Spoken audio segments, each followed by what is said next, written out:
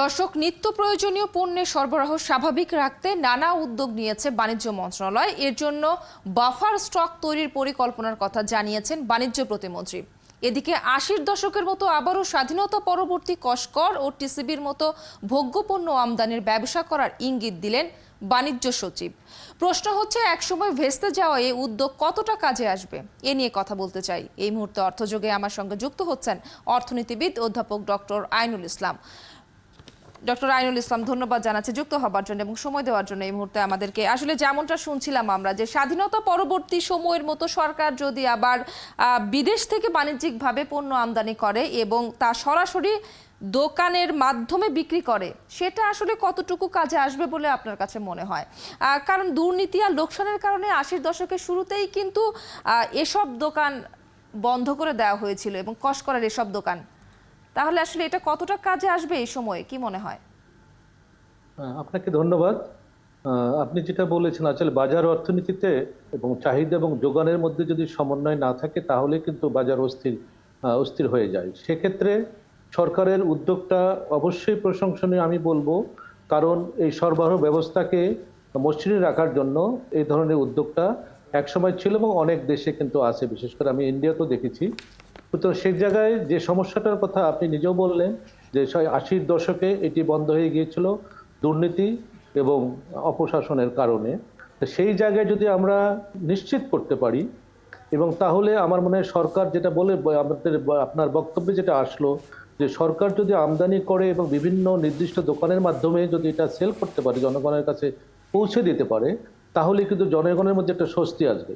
সে জায়গায় সবচেয়ে বড় দরকার হচ্ছে সুশাসন এবং স্বচ্ছতা, এবং বিশেষ করে যে অসাধু ব্যবসায়ীদের হাতে যেন এই বিশেষ করে এই ইয়েটা চলে না যায়।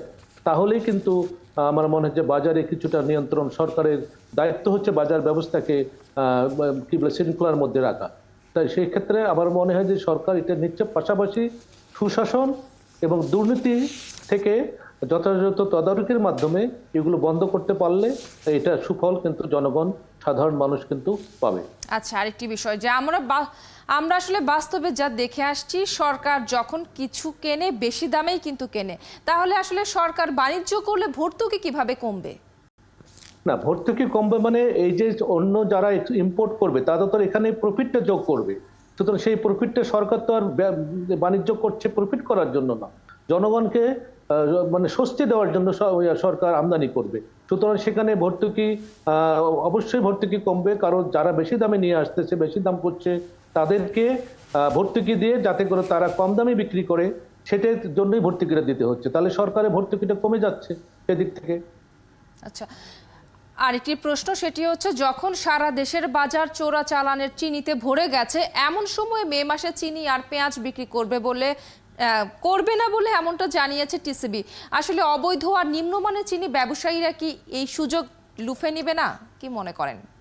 না, সেটি নিতে পারে। সেটার জন্যই তো দরকার যে একটা তদারকির দরকার, এবং এখানে যথাযথ ব্যবস্থা যদি গ্রহণ না করে, বাজার ৬ লাভ হলো কিভাবে সেটা তো দেখতে হবে। সুতরাং বাজার ৬ লাভ হলে তো সেখানে চিনি নিয়ে এসেই কিন্তু সেই চিনির সঠিক মূল্যটা বাজারে দেয়া যাবে না।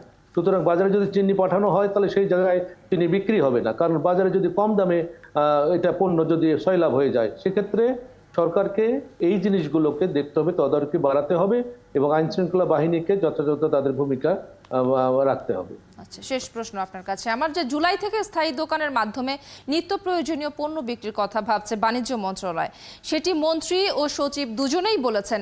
এর সুফল আসলে কতটা ভোগ করতে পারবে সাধারণ মানুষ?